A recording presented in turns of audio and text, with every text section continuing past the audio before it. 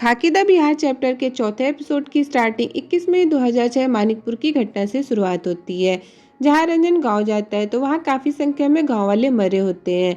असल में चंदन का साथी छोटू मानिकपुर गांव के किसी आदमी के खबर से पकड़ा गया था। इसी का गुस्सा चंदन ने गांव के तकरीबन 25 से ज्यादा लोगों को मारकर निकाला था। इस बात की खबर बिहार के सीएम तक जाती है और वो उस गाँव का मुआयना करते हैं और आश्वासन देते हैं कि जिसने भी किया वो पकड़ा जरूर जाएगा। इस हत्याकांड की जिम्मेदारी रंजन अपने कंधे लेता है और उसे सस्पेंड कर दिया जाता है और फिर अमित लोढ़ा को शेखपुरा का नया एसपी नियुक्त किया जाता है। पर अमित ज्यादा खुश नहीं होता क्योंकि शेखपुरा पटना जैसे बड़े शहरों में नहीं आता था। पूरा शहर मुंगेर रेंज में आता था, जिसके डीआईजी थे सुधीर कुमार पासवान। चार्ज लेने के बाद अमित डीआईजी से मिलने जाता है। डीआईजी उसे मानिकपुर गाँव का दौरा करने और वहाँ की स्थिति को समझने का ऑर्डर देते हैं। अमित गाँव की हालत देख तुरंत एक्शन मोड में आ जाता है और कार्रवाई शुरू कर देता है। इसी बीच अमित की वाइफ तनु भी बच्चे के साथ शेखपुरा आ जाती है, जिसे देख अमित काफी खुश होता है। अमित के शेखपुरा आने की खबर चंदन को पता चल जाती है, जिससे उसके गैंग में हलचल मच जाती है।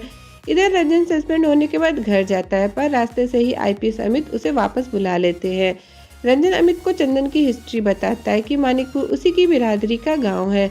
चुनाव में उसी के गाँव के मुखिया रविंदर से कुछ झड़प हो गई थी, इसलिए मुखिया ने अपने साले से उसकी मुखबिरी कराई, जिससे उसका साथी छोटू पकड़ा गया। इसी लिए चंदन ने मानिकपुर कांड कर दिया। सबसे पहले अमित उन सभी व्यापारियों और बिजनेसमैन को बुलाता है जो चंदन को हफ्ता दिया करते थे। उन सभी से आगे से हफ्ता देने से मना करता है, जिस पर सब मान भी जाते हैं। इधर चंद्रप्रकाश अपनी बीवी और बच्चों को लेकर दूसरे शहर देवघर आता है, उन्हें वहीं शिफ्ट कर देता है। डीआईजी पासवान अमित से मिलने आते हैं और चंदन की अपडेट मांगते हैं, तो अमित बताता है कि कुछ गांव ऐसे हैं जो उसी की बिरादरी के हैं, वो उन्हीं में मूव करता रहता है। रात कहाँ बिता गई है उसके अलावा और कोई नहीं जानता। इधर रंजन मुखबिर के थ्रू चंदन के एग्जैक्ट लोकेशन का पता लगा लेता है। अमित पास के थाने से फोर्स लेकर चंदन के लोकेशन पर रेड डालने जाता है, पर चंदन को इस बात का पता पहले से चल जाता है और वो आईपीएस अमित के हाथों से निकल जाता है। बाकी के 5वें एपिसोड की स्टार्टिंग में अमित जब अपने बच्चे के साथ खेल रहा होता है तो उसे समझ आता है कि आखिर चंदन उसके हाथों से कैसे भाग निकला। इसलिए अमित चंदन को पकड़ने के लिए अपने घर को ही ऑफिस बना लेता है। अपने मिशन में उसने रंजन को अनऑफिशियल अपॉइंट किया, साथ ही चंदन के गांव के मुखिया रविंदर को भी। मुखिया अमित को चंदन की चालाकी के बारे में बताता है और उसके गैंग के किसी भी आदमी का नंबर लाने के लिए 2 दिन की मोहलत मांगता है। इधर चंदन एक शादी में शरीक होने आता है, तब वहाँ गाना गाने वाली लेडी उसके बारे में मुखबरी कर पुलिस को च्यवनप्राश का नंबर लाकर दे देती है। आईपीएस अमित अपने आईजी रेंज के अधिकारी मुक्तेश्वर चौबे से रिक्वेस्ट करता है कि वो कॉल ऑब्जर्वेशन और पैरेलल लिसनिंग फैसिलिटी की परमिशन टेलीकॉम से दिला दे। इसी प्रोसेस को जल्द से जल्द आगे बढ़ाने के लिए IPS Amit Lodha BSNL telecom की मैनेजर सौम्य मुखर्जी को मानिकपुर कांड के बारे में बताता है और चंदन महतो को पकड़ने की सीरियसनेस को जाहिर करता है। अमित को उस नंबर की लोकेशन से पता चलता है कि वो नंबर बिहार झारखंड के कई शहरों में लगातार मूव कर रहा है। उसकी वॉइस रिकॉर्डिंग जब मुखिया सुनता है तो वो पहचान जाता है कि आवाज़ चंदन के राइट हैंड च्यवनप्राश साहू की है। अब अमित च्यवनप्राश की हर बात सुनने लगा था, जहाँ वो अपनी पत्नी के अलावा किसी और औरत से भी बात करता था।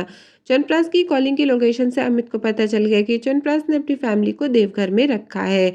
इसलिए अमित रंजन मुखिया और एक भरोसेमंद कांस्टेबल शिवराम को देवघर भेजता है च्यवनप्राश की पत्नी पर नजर रखने के लिए। इधर अमित पैरेलल लिस्टिंग से च्यवनप्राश और चंदन की बातें सुनता है, जहां सौम्य चंदन का नंबर भी प्रोवाइड कराती है। अब चंदन के नंबर की पैरेलल लिस्टिंग अमित सुनने लगा था, जहां उसे पता चलता है कि पुलिस डिपार्टमेंट का कन्हैया ऑफिसर चंदन से मिला हुआ है। इधर तीनों मीता देवी को कैसे खोजे ये प्लान बनाते हैं। तब मुखिया बताता है कि मीता देवी धार्मिक महिला है, अगर सोमवार वाले दिन वो बैजनाथ मंदिर पूजा करने आई तो हमें उसके बारे में पता चल जाएगा।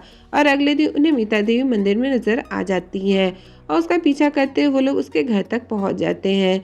काफी दिन तक मीता देवी के घर की पहरेदारी करते हैं। इधर अमित भी च्यवनप्राश और उसकी गर्लफ्रेंड की बातें सुनकर पक चुका था।